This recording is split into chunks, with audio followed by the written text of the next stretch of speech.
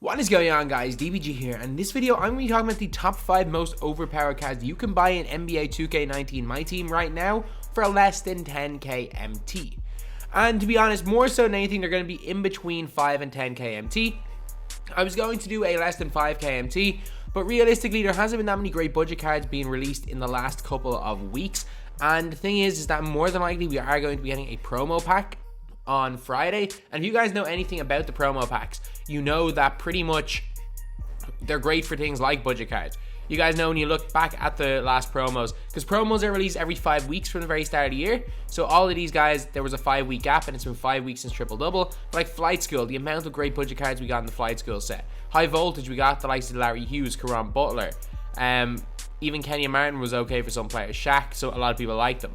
And then even rookie sensations at the start of the year, like the Steph Curry was a beast of a budget card. Triple Double, these guys were all, well, these three were great. Anthony Bowie never really used, and cards like Fat Lever were quite good, and Oscar Robertson was a beast as well.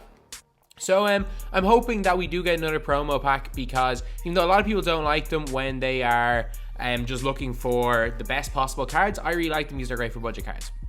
But anyway, I've gone a little bit off topic there, so now let's go on to the list.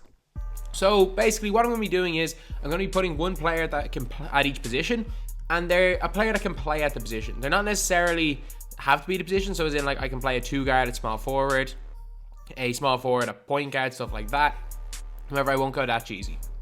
Even though the new meta of the game, it's basically one small forward and play the rest of your team as bigs and you can win. That seems to be the new base 11 cheese, which is kind of strange, but if it works, it works.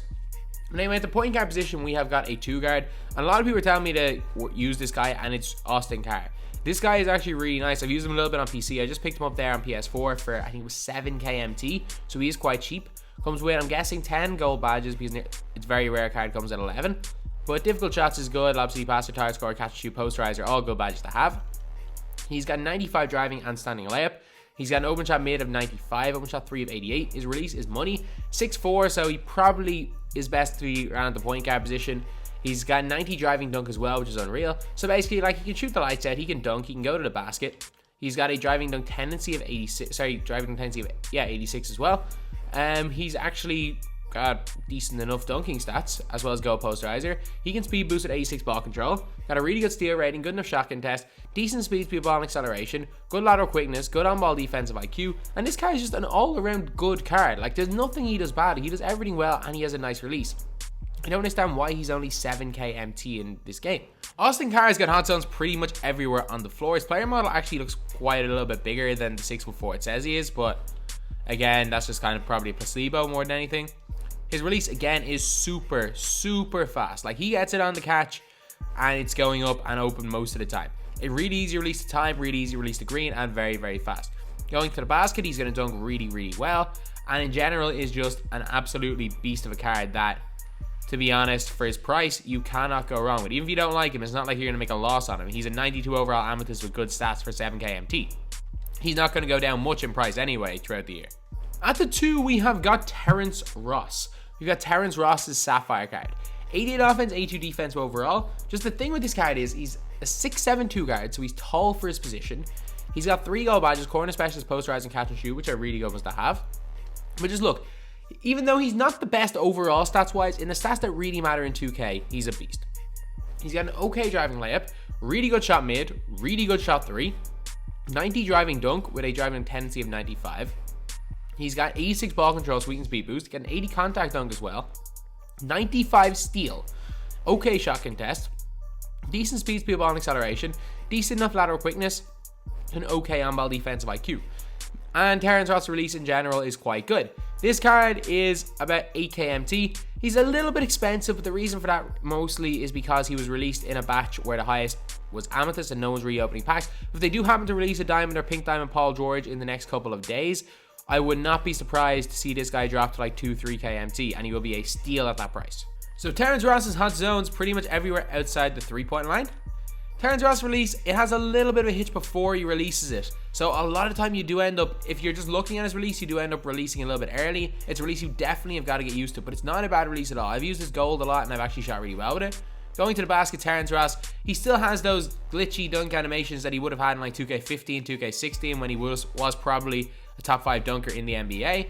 Just like, say, Derrick Rose does on like his 30 dunk cards, and he can dunk really well. But Terrence Ross is going to be still a beast of a dunker. He's going to shoot the 3 well. He's going to dunk. He's going to play a little bit of defense. He's actually got quite a nice mid-range shot. And yeah, it's just going to be a super, super card in 2K, and a card that just completely suits. He does all the things you want out of a card in 2K. While not necessarily the best player in real life, in 2K, he's definitely going to be up there, one of the best budget cards. At the 3, we're going to go with Brent Barry for very similar reasons to Terrence Ross. He's just unbelievable at the stuff that matters in 2K. He's got 5 really, really good goal badges. Like Limitless, Deep Range Deadeye, Catch and Shooter, great posterizer and corner specialist. He's 6'7", so he's not too tall, not too small. An 89 driving layup, which is okay. He's got a great shot mid 92, great shot 3 of 96, and when he's open, he is money. Once you guys release his release is a little bit awkward. Don't get me, like, I'm not saying it's the easiest release. It's a little bit awkward, but at the same time, if you can get it down, it's actually a really, really good release. 95 free throw as well, so if you're going to the basket and trying to dunk with his 90 dunk and 95 driving dunk tendency, and you get fouled, he's going to hit every single free throw. 85 contact dunk as well is great. He can speed boost with 86 ball control. He's got good enough shot contest, not the best steal. Good speed, speed ball, and acceleration for a small forward. He's got decent lateral quickness, decent enough on-ball defensive IQ, good on-ball defensive IQ, of 86. Out again for 10k MT, even though I think he's about 7k MT. I think Ross and Brent Barry are around the same price. But you can't go wrong with either of these 2 cards at that price.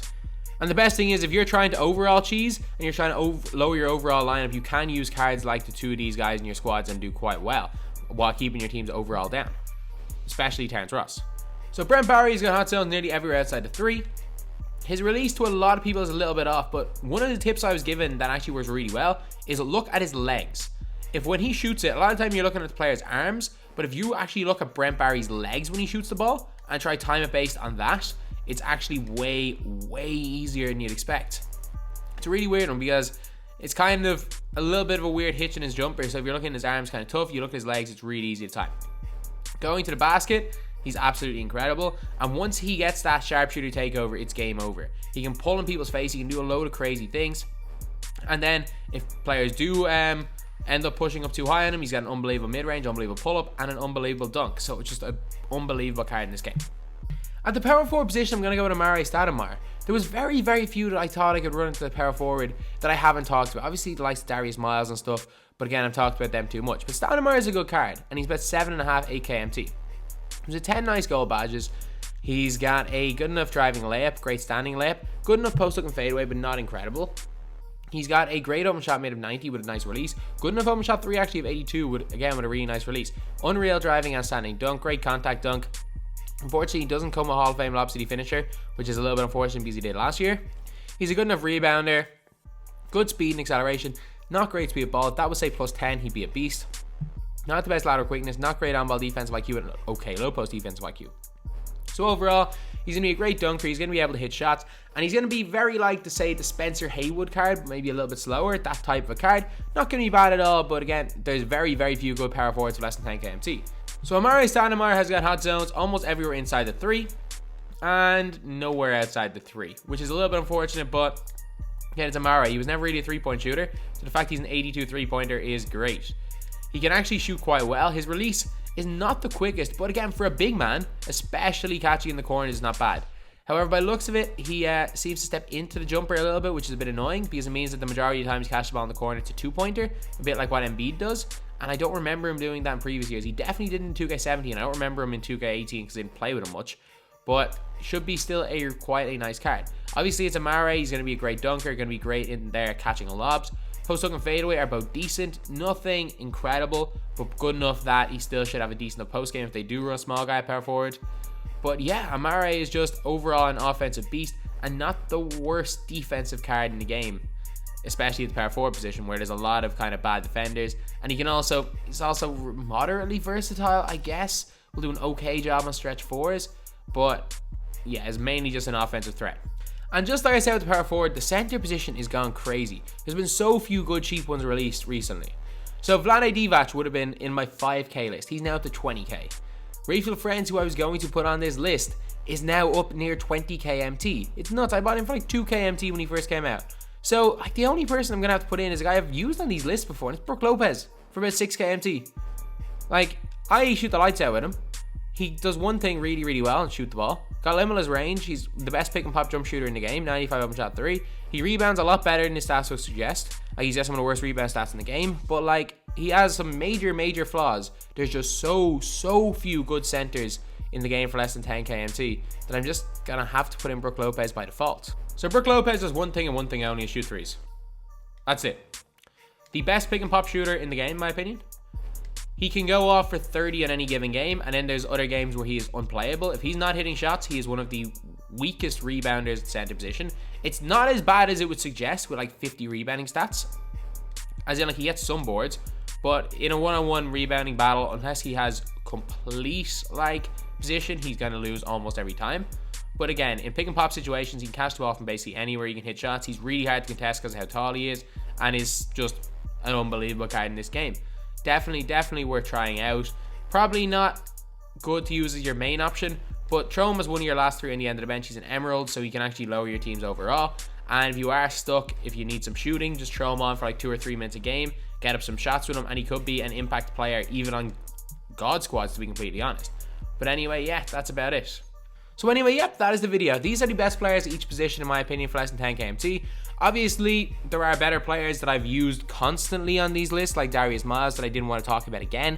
And there are also cards that are less than 5k MT that may, actually no, it probably isn't that would make this list, but there'll be ones that would be quite close. And I do want to make a separate video after, hopefully, the new promo packs come out on Friday. So anyway, that's the video. Thank you guys for watching. Please like, comment, and subscribe.